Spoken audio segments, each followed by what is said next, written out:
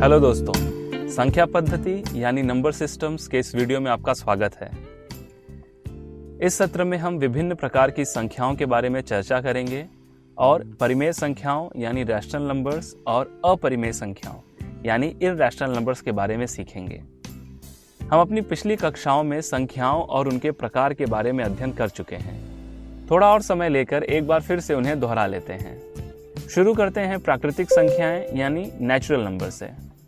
यह वह संख्याएं हैं जैसे कि 1, 2, 5 है इत्यादि। इसे हम प्रतीक n से प्रकट करते हैं। अब इनमें एक संख्या जोड़ते हैं 0, तो यह श्रृंखला कहलाएगी पूर्ण संख्याएं यानी होल नंबर्स, जो कुछ इस प्रकार हैं 0, 1, 2, 3, 4, 5, 6 इत्यादि, जिसे प्रतीक W से प्रकट किया जाता है। संख्याओं में अगर प्राकृतिक संख्याओं का ऋणात्मक रूप यानी ऋण 1, ऋण 2, ऋण 3 इत्यादि भी लें तो वह समूह कुछ इस प्रकार का बनेगा।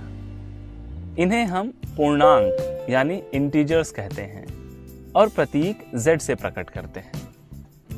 क्या आपके मन में यह ख्याल नहीं आया कि इंटीजर्स को हम प्रतीक Z से क्यों प्रकट करते हैं, ना कि I से? Z जर्मन शब्द ज़हलीन से लिया गया है, जिसका अर्थ है गिनना, और ज़हल इस शब्द का अर्थ है संख्या। हम देख चुके हैं कि इन संख्याओं को संख्या रेखा यानी नंबर लाइन पर कैसे दर्शाते हैं। अब हम बात करते हैं परिमेय संख्याओं की यानी रैशनल नंबर्स। परिमेय संख्याएं वह होती हैं जिसे हम P/Q से दर्शाते हैं, जहां P और Q दोनों पूर्णांक हैं और Q शून्य नहीं है। इसे हम प्रतीक Q से प्रकट करते हैं, जो अंग्रेजी शब्द कोशंट यानी भागफल से लिया गया है। दोस्तों, लेकिन भागफल ही क्यों? क्योंकि P/Q एक भिन्न है जो हमें भागफल देता है। दोस्तों, अगर परिभाषा पर ध्यान दें तो ऐसा क्यों कहा गया है कि Q शून्य नहीं होना चाहिए? और क्या अब तक देखी गई संख्याओं को परिमेय संख्याएं कह सकते हैं? जी हाँ, हम इन सभी संख्याओं को P/Q के रूप में दर्शा सकते हैं, जैसे कि 30 को 30/1, ऋण 5 को ऋण 5/1। यहाँ अंश P तथा Q दोनों पूर्णांक हैं, यानी यह सभी संख्याएं परिमेय संख्याएं हैं।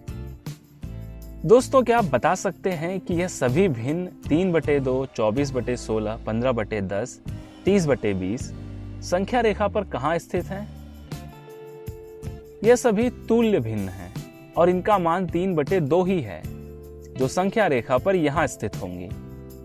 यानी हम कह सकते हैं कि परिमेय संख्याओं का P/Q के रूप में अद्वितीय निरूपण नहीं होता है, और इसलिए जब हम P/Q को संख्या रेखा पर दर्शाते हैं तो हम मान लेते हैं कि Q शून्य नहीं है और P और Q का एक से अतिरिक्त अन्य कोई भी उभयनिष्ठ गुणनखंड नहीं, अर्थात P और Q असहभाज्य संख्याएं यानी को प्राइम नंबर्स हैं।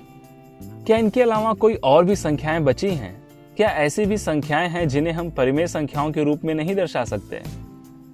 जी हाँ, ऐसी भी अनगिनत संख्याएं हैं जिन्हें हम परिमेय संख्याओं के रूप में नहीं लिख सकते, जैसे कि 2 का वर्गमूल, 3 का वर्गमूल, 5 का वर्गमूल, 15 का वर्गमूल, पाई या 3 का घनमूल, 5 का घनमूल इत्यादि। और ऐसी संख्याओं को हम अपरिमेय संख्याएं यानी इररैशनल नंबर्स कहते हैं, जिन्हें हम प्रतीक Q' से प्रकट करते हैं। दोस्तों, क्या आप सोच रहे हैं कि सभी संख्याओं का वर्गमूल और घनमूल अपरिमेय संख्याएं ही होती हैं? जी नहीं। जैसे कि करनी में 4 जो होता है 2, और 2 एक परिमेय संख्या है, इसलिए करनी में 4 एक परिमेय संख्या है। उसी तरह करनी में 9, करनी में 16, करनी में 25 भी परिमेय संख्याएं ही हैं।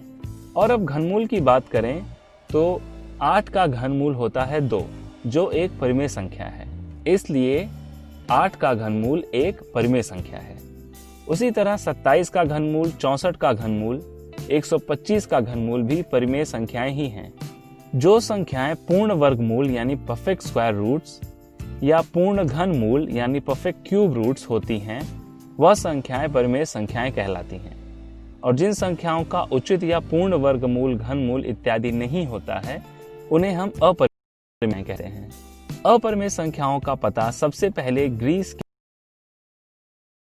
के अनुयायी क्रोटोन के हिपैक्स ने लगाया था और कहा था कि यह वह संख्याएं हैं जिन्हें पूर्णांकों के अनुपात के रूप में नहीं लिखा जा सकता है। उन्होंने सिद्ध किया था कि कर्णी में 2 यह एक अपरिमेय संख्या है।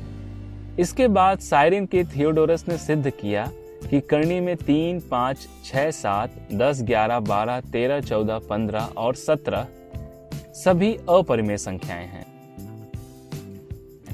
परिमेय और अपरिमेय इन दोनों संख्याओं को मिलाकर बनती हैं वास्तविक संख्याएं, यानी रियल नंबर्स, जिन्हें हम प्रतीक R से प्रकट करते हैं। यानी वास्तविक संख्या के अंतर्गत केवल 2 संख्याएं हैं, एक परिमेय और दूसरी अपरिमेय। चूंकि यह सभी संख्याएं वास्तविकता में उपलब्ध हैं, इसलिए इन्हें हम वास्तविक संख्याएं और उस संख्या रेखा को हम वास्तविक संख्या रेखा यानी रियल नंबर लाइन कहते हैं।